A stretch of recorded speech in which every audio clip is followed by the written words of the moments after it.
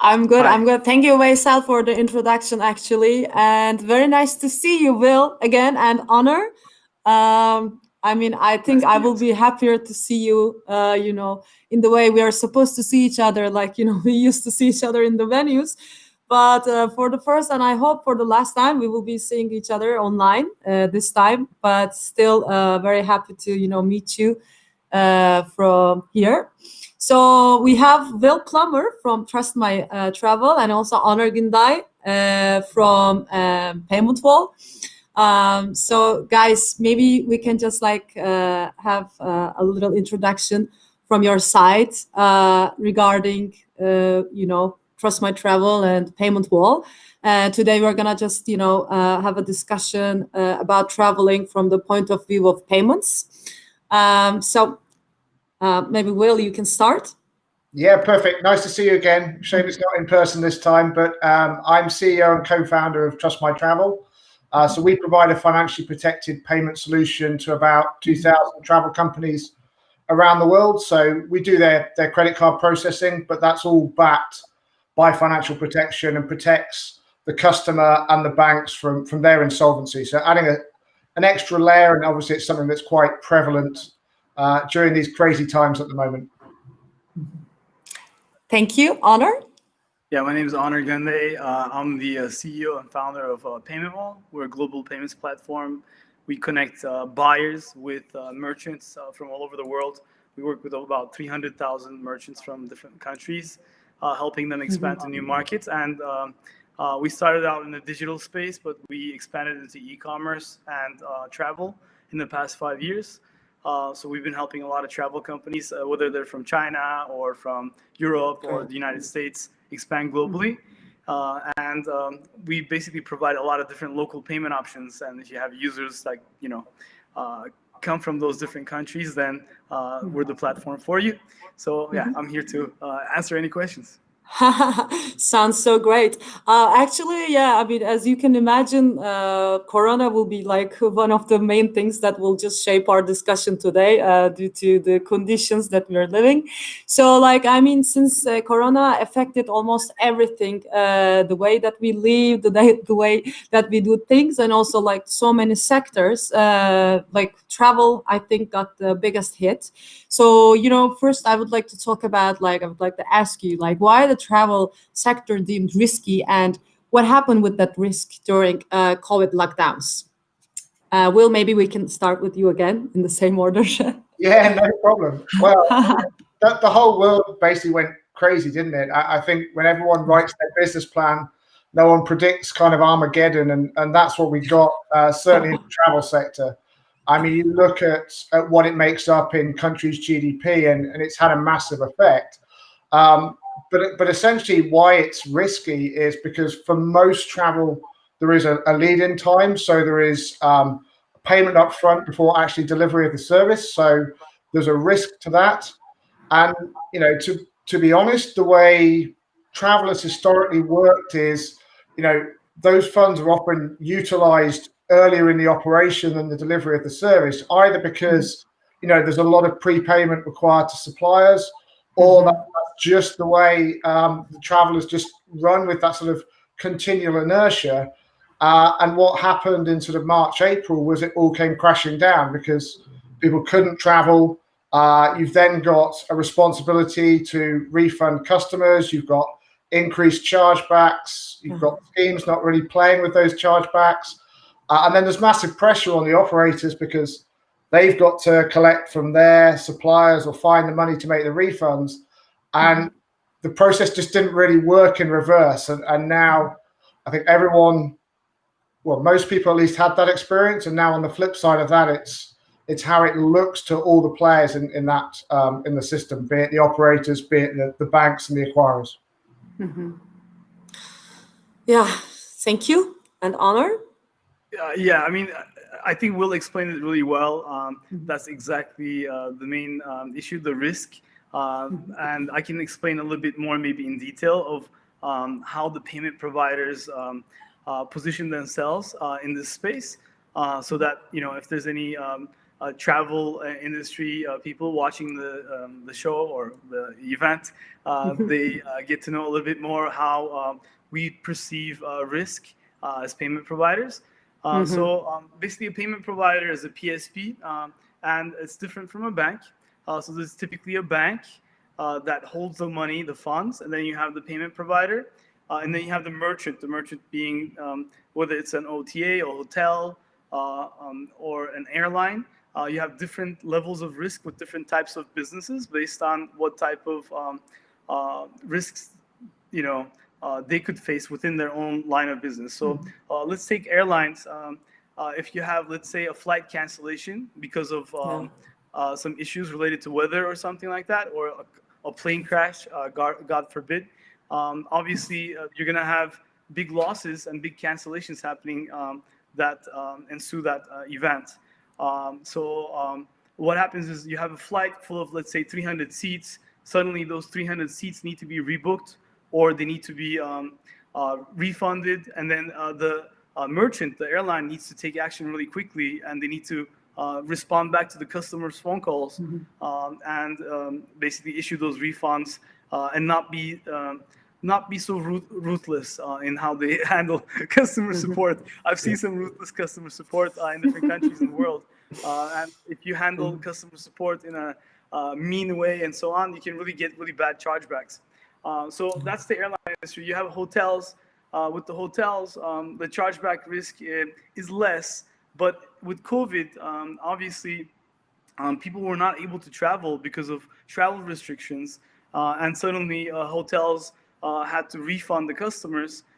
So smaller scale hotels, they don't even sometimes know how to do a refund because they have different people who are knowledgeable about payments, people who sit at the front desk.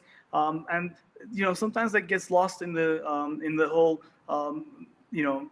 processes that they have and so on. So if they don't issue the refunds on time, then you obviously are going to get a lot of chargebacks. And what happens with those chargebacks, regardless of the industry, is it looks really bad for the merchant from our perspective as a payment provider, because there are restrictions imposed on us by Visa, MasterCard. You're not supposed to exceed, let's say, 1% of chargeback to total processing volume ratios. You're not supposed to exceed 1% of total transaction to chargeback transaction ratios. So if any of those ratios are reached, or a merchant is getting close to those ratios, the payment provider is responsible to look at what's happening with that merchant's business, and we have to start asking questions and so on. So there has to be a cooperation between the merchant, between the payment provider, and then the payment provider needs to be a responsible payment provider that provides information to the different verticals and assist them. And of course, different merchants have different levels of sophistication. As I said, the bigger merchants, let's say the Marriotts of the world, they have whole teams in charge of these things. But smaller scale hotels and smaller OTAs, not the Expedias and Booking.coms of the world, don't have those larger teams. So they face more challenges in these difficult times because they don't really understand the risk, and they don't have payments industry professionals who have been trained for 10 or 20 years, something like that. So that's the main challenge, and that's the risk. And I hope that was helpful to the industry people if they listen to this. Yes, definitely. I'm kind of jumping to another question that is kind of related to what you actually, explained here. So why do you think like payment companies and travel companies work together, as travelers hopefully are able to return? Why do you think the payment companies and travel companies go hand in hand together? So again, maybe in the same order, or up to you? Yeah, Will? I mean, I think, to be honest, what COVID has done is exposed massive issues in both sectors in terms of how they work, but especially in how they work together. I mean, to Onor's point about chargebacks, what we actually saw during COVID as well was customers were were issuing a chargeback when they perhaps didn't even have a reason, and just due to the sheer number of chargebacks, the issuing banks and the schemes are just pushing them through. So the merchants immediately at a disadvantage. So I think risk is going to come down to a lot of how we move forwards. And I think as I say, both sides do need to work together. So from the travel side of things, you need to look at how you're managing your risk, how those forward payments are being utilized, and how you are offering comfort to the banks around where that money sits, what's going to actually happen in the event of future refunds, future chargebacks, COVID too, God forbid, but they're going to want to see that extra level of protection. And the flip side from the banks is if they can get that satisfaction, they need to actually work with travel companies.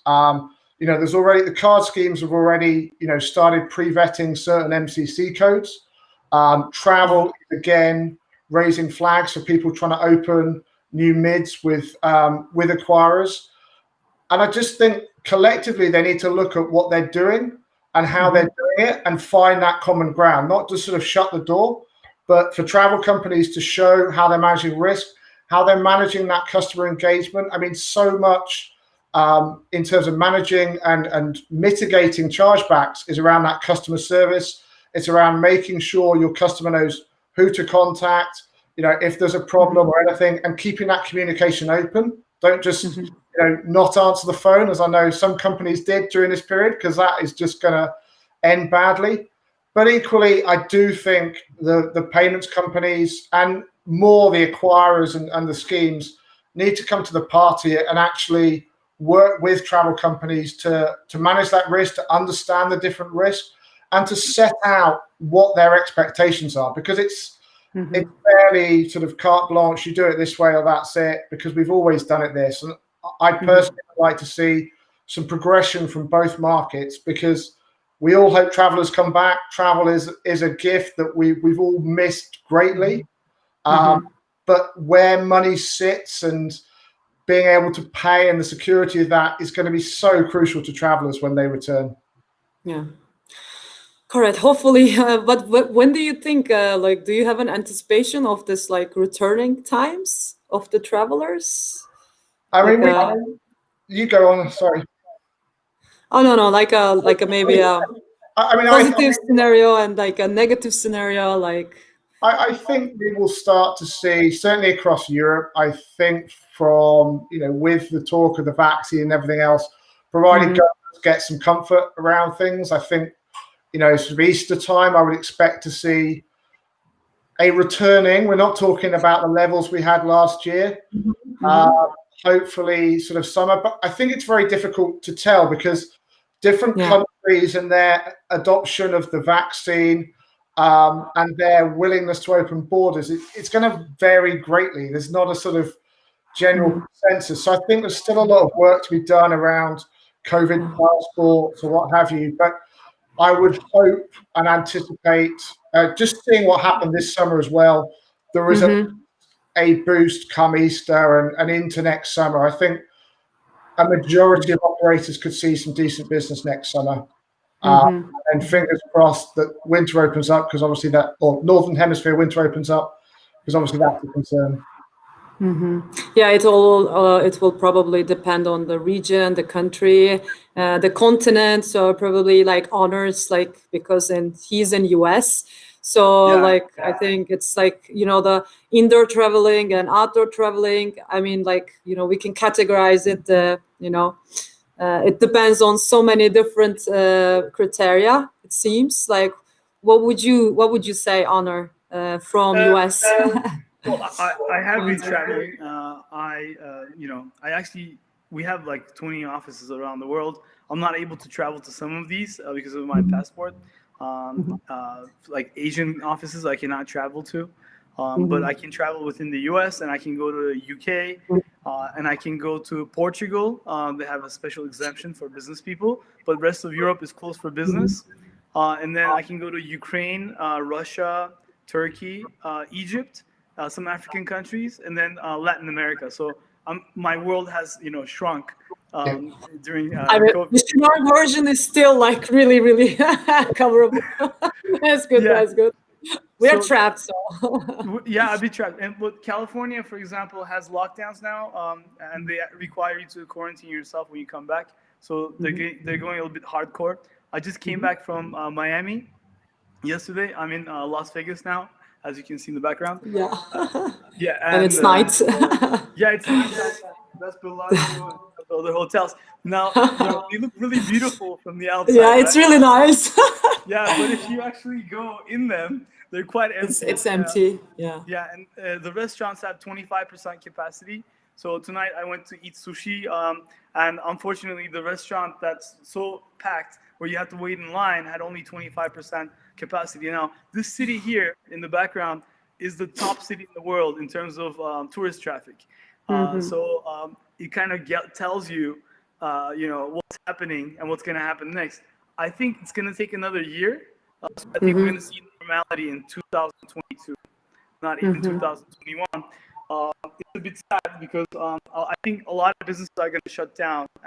We're going to have even more risk in the next year, especially if governments are not able to provide subsidies and so on, or paycheck support programs. The UK, for example, our office in London, I think is just coming out of the lockdown this week.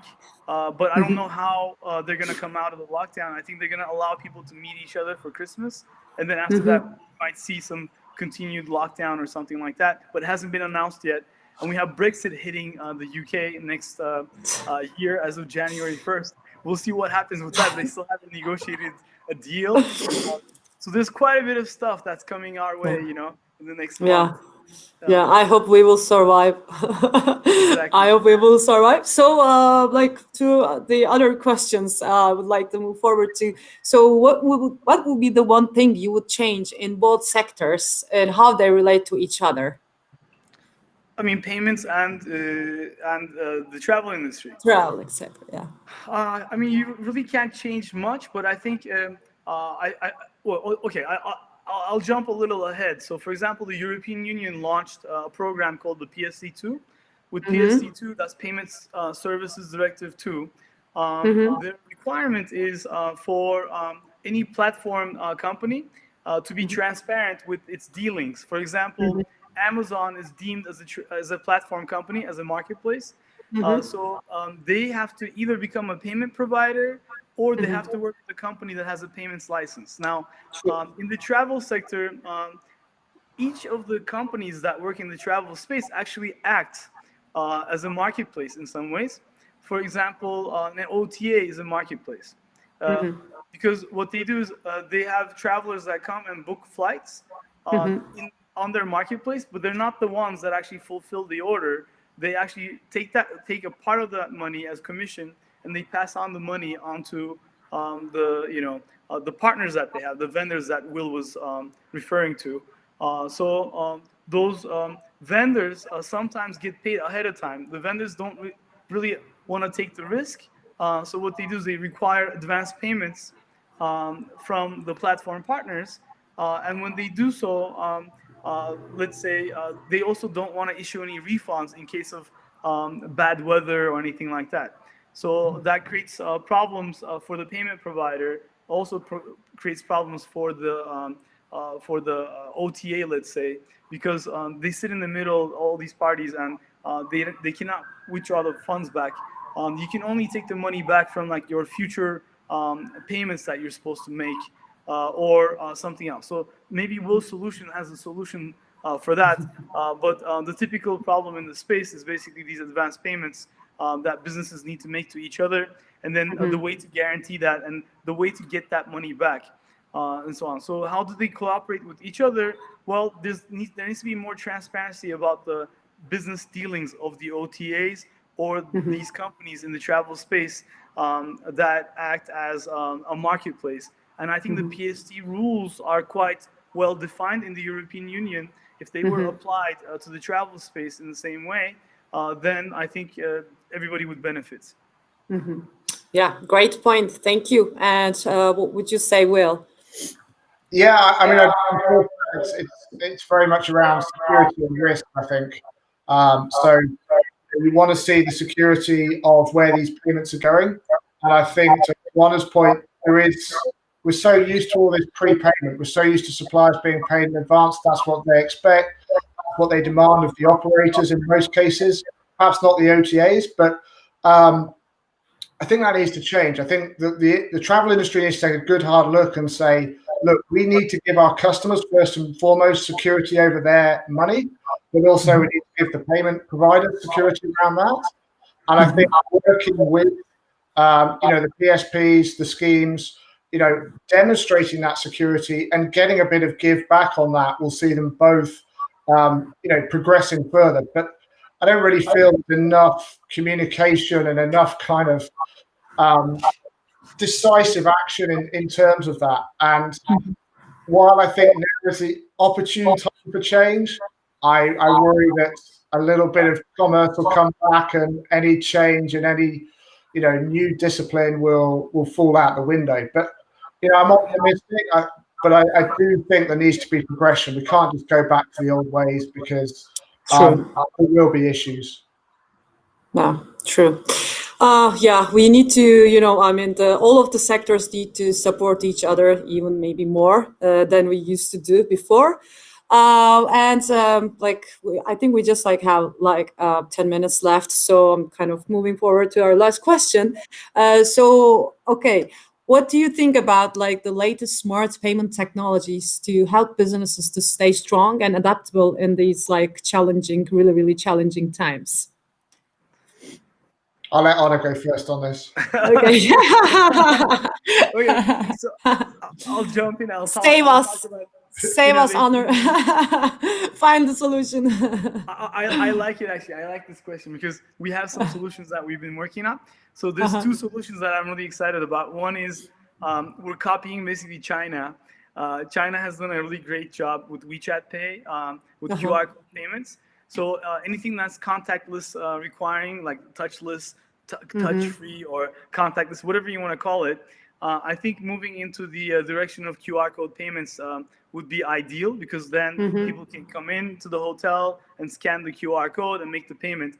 I witnessed this in action actually in China with WeChat Pay. You can go into a hotel and it's mostly cash-based, so it uses cash, not credit. And the hotel, if they need to, let's say, take some extra funds for deposit and so on, they basically take those away from the account and they give it back to you upon checkout. So that was a really good system, and I think the whole world needs to adopt the same technology. China beat the whole world, so we need to realize that, and we need to start copying them. So that's kind of the idea there. And we've been working on that stuff, so we'll see what happens. We're going to launch that soon. Apart from that, if you look at the credit card space, if you worked at Wirecard as well, so you must be very familiar, Candaş. I'm familiar with so many things and so many troubles. Exactly, right? And so many solutions. Yeah, but you're really familiar with the travel space and because Wirecard was a dominant player actually in that space, providing the travel cards, the cards that are basically used for the hotels. Yes. So say the OTA, like Expedia or another OTA like that, takes a booking. They put the money that they receive for the booking onto a card that has some certain limitations for when it can be used, and these are passed on to the booking details over to the hotel and so on. And then the Visa MasterCard scheme is used in the background to provide the full service end to end for these travel cards. Now, I think a replacement for that would be ideal, where an escrow type of service is used. So the money actually doesn't move anywhere. It stays in escrow in a system, and then it moves with blockchain or a blockchain-like controlled mechanism. I think that would be an ideal solution for the travel industry.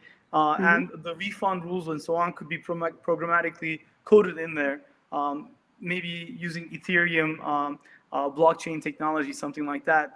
So that I think would be the advancement of the travel space and mitigation of risk by really bringing the parties together with a blockchain contract that allow blockchain smart contract, they call these, that basically would allow everybody involved to know where the risk is and how the money moves in different scenarios.